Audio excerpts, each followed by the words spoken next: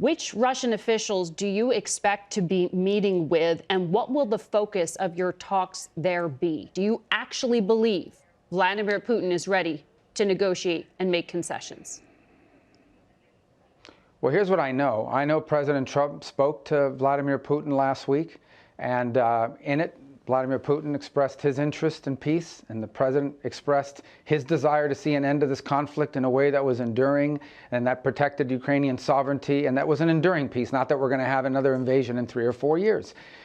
That's a good call. Now, obviously, it has to be followed up by action. So the next few weeks and days will determine whether it's serious or not. Ultimately, one phone call does not make peace. One phone call does not solve a war as complex as this one. But I can tell you that Donald Trump is the only leader in the world that could potentially begin that process. Other leaders have tried. They have not been able to do so. When he ran in his campaign and he was elected as president, one of his promises was he would work to bring an end to this conflict in a way that's sustainable and fair. And obviously, this is the first step in that process, but we have a long ways to go. Again, one call doesn't make it. One meeting wouldn't make it. There's a lot of work to be done. But I thought it has, even the longest journey begins with the first step. So we'll see what happens from here. Hopefully good things. Who will you be meeting with? Well, nothing's been finalized yet. I was scheduled to be in Saudi Arabia anyways. We announced that trip a week ago and a week and a half ago. So ultimately, look, if at any point in time there's an opportunity to continue the work that President Trump started last week to begin to create an opening for a broader conversation, that it would involve Ukraine and would involve the end of the war and would involve our allies all over the world, particularly in Europe, we're going to explore it if that opportunity presents itself. I don't have any details for you this morning other than to say that we stand ready to follow the president's lead on this and begin to explore ways, if those opportunities present itself, to begin a process towards peace.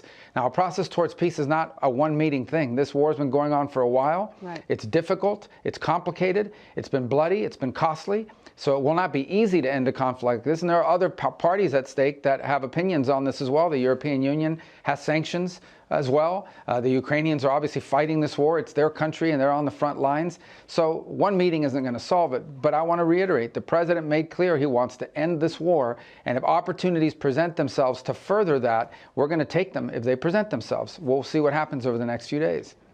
But to be clear, Keith Kellogg, who is the envoy appointed to help with these talks, says these are going to be parallel negotiations, meaning the Ukrainians and Russians aren't talking to each other yet. When you meet with your Russian counterpart, whoever that is, are you going to be sitting there arguing Ukraine's position? Well, first of all, I think that we have to understand is right now there is no process. Right. What we have right now is a call between Putin and President Trump in which both sides expressed an interest in ending this conflict. I mean, imagine there will be follow-up conversations to figure out what a process to talk about that would look like. And then at that point, perhaps we can begin to share more details. So it's a bit premature. I know there's been a lot of reaction to it because there's been no conversation about it, any serious conversation. But I want to go back to the point I made. President Trump ran. He was very clear. He thinks this war needs to end. And if he sees an opportunity to end it, which is what he's looking for, whether there is an opportunity or not, we're going to pursue it. Ultimately, it will reach a point when if it's real negotiations, and we're not there yet, but if that were to happen, Ukraine will have to be involved because they're the one that were invaded. And the Europeans will have to be involved because they have sanctions on Putin and Russia as well. And they've contributed to this effort. We're just not there yet. We really aren't. But hopefully we will be, because we'd all like to see this war end.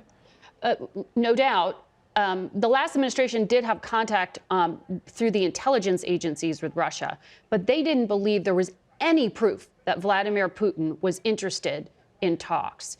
You know the history with Vladimir Putin. He likes to use diplomacy as a cover to distract while he continues to wage war.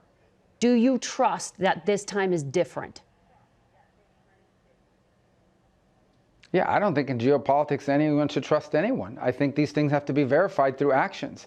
I said yesterday that peace is not a noun, it's a verb, it's an action. You have to take concrete steps towards it. What I can tell you is I know of no better negotiator in American politics than President Trump. Yeah. I think President Trump will know very quickly whether this is a real thing or whether this is an effort to buy time. But I don't want to prejudge that. I don't want to foreclose the opportunity to end a conflict that's already cost the lives of hundreds of thousands and continues every single day to be be increasingly a war of attrition on both sides.